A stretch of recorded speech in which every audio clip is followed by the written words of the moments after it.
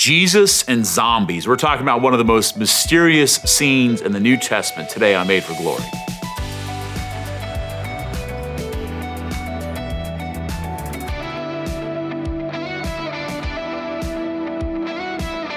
Towards the end of Matthew's gospel, just after the crucifixion of Jesus, we have this very mysterious scene. This is Matthew chapter 27, verse 51. It says, "And behold, after Jesus died, the curtain of the temple was torn in two, from top to bottom, and the earth shook and the rocks were split. The tombs also were open, and many bodies of the saints who had fallen asleep were raised. And coming out of the tombs after his resurrection, they went into the holy city and appeared to many." Okay, so this scene is one of those ones that only happens in Matthew's gospel. So it's kind of almost like crazy. Like, wait, did I read that correctly? Or did I remember that correctly? That after Jesus' resurrection, so after Jesus' death, the curtain in the sanctuary is torn in two. This giant curtain, this giant in the temple that separated from the people or the priests from the Holy of Holies. This it's been severed. It's been cut open. Jesus has opened up heaven for us. And as he dies, and then it says, and the tombs were opened, and the dead, the saints that had gone before us, they're raised after his resurrection. It says very clearly after his resurrection, and then they walk around. All of a sudden, they're walking around Jerusalem. So what does this mean? And it's a fascinating scene. There's lots of great insights and reflections on this in the fathers of the church. And very quite simply, what it means is that Jesus Christ has conquered death. He has conquered death. And the reality of the resurrection of Jesus is so powerful that the ramifications are still being felt to this day. So I believe beyond the shadow of a doubt, because I believe in Jesus Christ, that death has no power over me.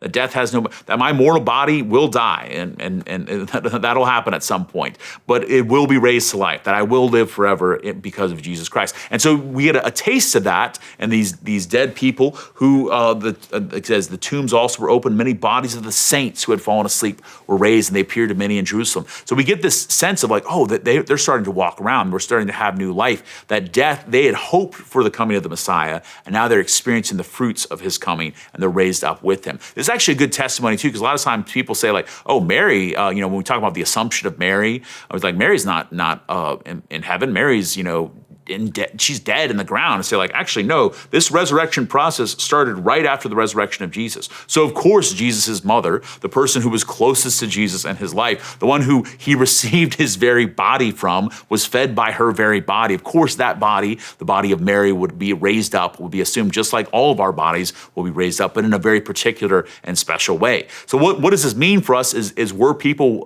who had been dead now walking around alive? Yes. And so that means they're not zombies. They're not the walking dead. What they are is people who are even more alive than we are, because after your death and when you're raised up with Jesus, you're more alive than those who walk on earth are, because Jesus is the resurrection and the life. Jesus is the source of all life, and that's what we're made for. We're made not just to live this earthly life where we move, we walk around, we live, we grow, and we get old, we get weak, we die. We're meant to live with him in glory forever. That our resurrected, glorified bodies become a testimony to all the good that is here on earth, but also to what it's made for in our relationship with God in heaven. So at the end of Jesus' life, at the moment of his death, the curtain is torn open.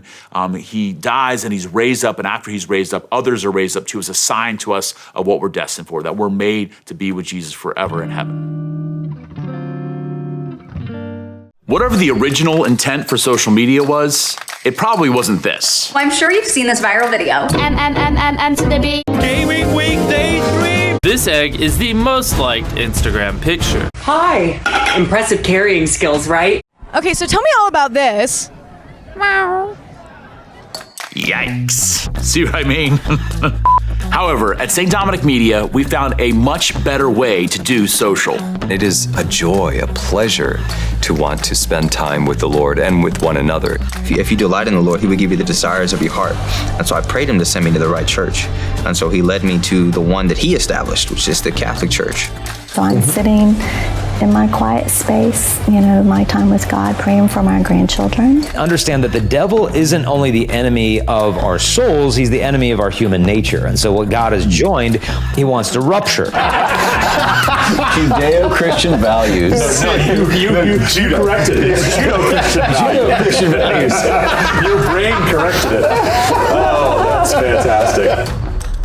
Every year, we produce hundreds of dynamic, faithful Catholic videos that reach millions of people, both online and on television. At St. Dominic Media, we're doing the heavy lifting of creating good, quality Catholic content, and we'd love for you to partner with us, either by visiting stdominicmedia.com and following the share link, or by using the offertory envelopes offered by your parish from OSV. Help us sow seeds far and wide as we use new media's potential for good. Together, let us invest in and grow the kingdom.